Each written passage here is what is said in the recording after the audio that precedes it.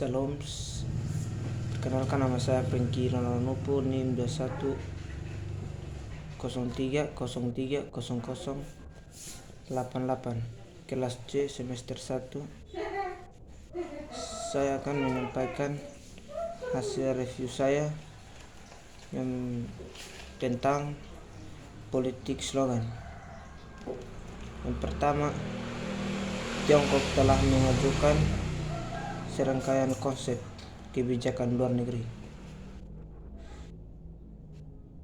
terutama jenis baru hubungan, kekuatan besar, dan komunitas masa depan bersama untuk umat manusia. Analisis yang relevan. Konsep-konsep ini sering dianggap sebagai rencana strategis yang keren dan konsisten, yang mencerminkan visi geopolitik Kongres Beijing atau Xi Jinping. Fungsi utama dari konsep kebijakan luar negeri adalah sebagai slogan untuk menyatakan niat untuk menarik perhatian dan dorongan untuk bertindak. Namun, sifat slogan memutuskan bahwa itu adalah frasa politik yang pendek, dan dengan demikian gagasan yang luar dan kabur.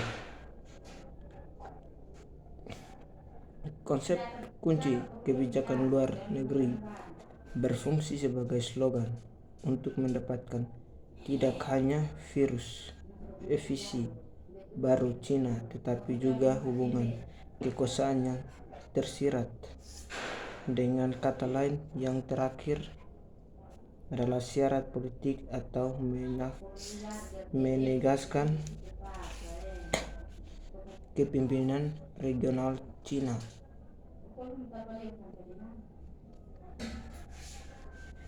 (1.1) Pendekatan politik slogan untuk memahami konsep kebijakan luar negeri Cina. Pendekatan politik slogan. Bagaimanapun bahwa konsep inisiatif, sabuk, dan jala adalah slogan politik multifungsi untuk memobilisasi aktor domestik dan internasional. 1.2 3 studi kasus jenis baru hubungan kekuatan besar dan komunitas masa depan bersama bagi manusia. Type baru hubungan kekuatan besar, inisiatif, sabuk, dan jalan dan komunitas masa depan bersama untuk umat manusia semua. Kasus ini tepat waktu dan merupakan salah satu konsep diplomatik terpenting yang dikemukakan oleh pimpinan tertinggi Cina. Jenis baru berhubungan kekuatan besar. 16 G-Change adalah inisiatif diplomatik besar pertama XI sebagai warisan politik.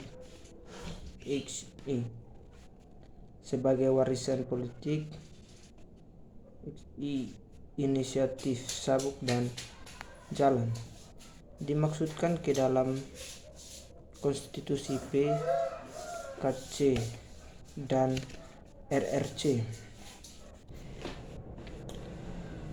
Misalkan 3 konsep yang mewakili visi baru. XI ini diajukan pada tahap awal masa jabatan pertama XI untuk mendapatkan visi kepemimpinan yang berbeda tentang Cina dan dunia, dan dengan demikian keluar dari bangsa-bangsa pendahuluannya Hu Jitao, dan Jiang Zemin.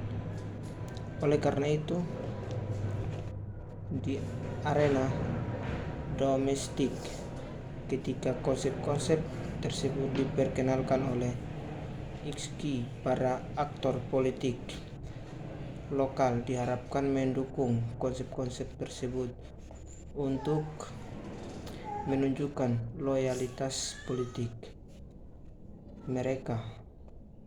Setelah uji loyalitas ini lulus, konsep-konsep tersebut membutuhkan dukungan untuk dikembangkan dan lebih lanjut. Hal ini memberikan ruang bagi aktor domestik untuk membahas isi konsep, di mana berbagai taktik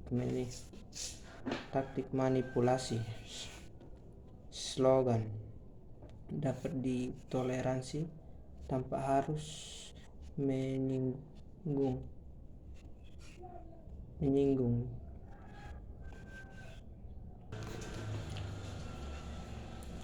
1.3. Ketika datangnya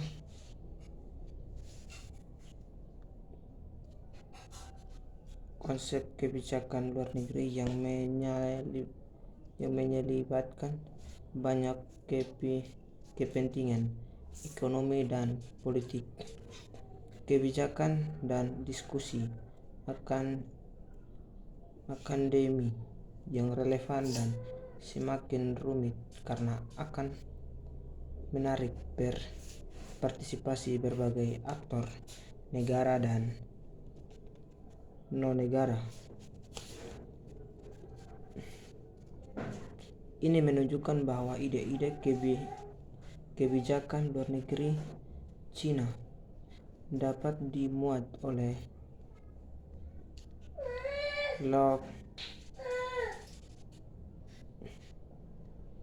lokal dan aktor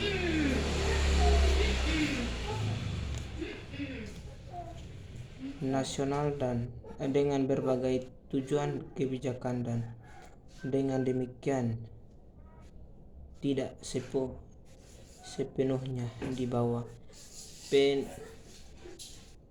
pemerintah pusat. Peran aktor lokal dan subnasional dalam pembuatan kebijakan luar Cina sering diabaikan oleh literatur politik karena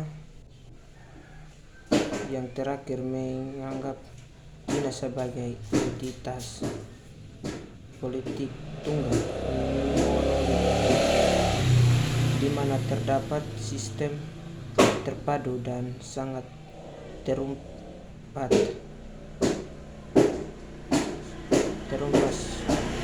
bagi Beijing untuk dimobilisasi guna mencapai tujuan dan ditetapkan secara pusat. Secara umum, aktor internasional memiliki pemahaman yang lebih maju dan lebih akrab dengan demokrasi, seperti Uni Eropa. Akibatnya, ada pemahaman yang sedikit lebih maju tentang perbedaan antara pandangan yang beragam itu, dan misalnya garis resmi Brussels, sikap kebijakan yang berbeda di antara partai politik dan pimpinan juga jauh lebih terbuka dan transparan di negara demokrasi daripada di Cina. Namun, ketika berbicara tentang sistem otoriter yang lebih buram di Cina, hal itu sering menyebabkan kebingungan dan salah tarif. tidak sadar. Sekian, terima kasih hasil review saya.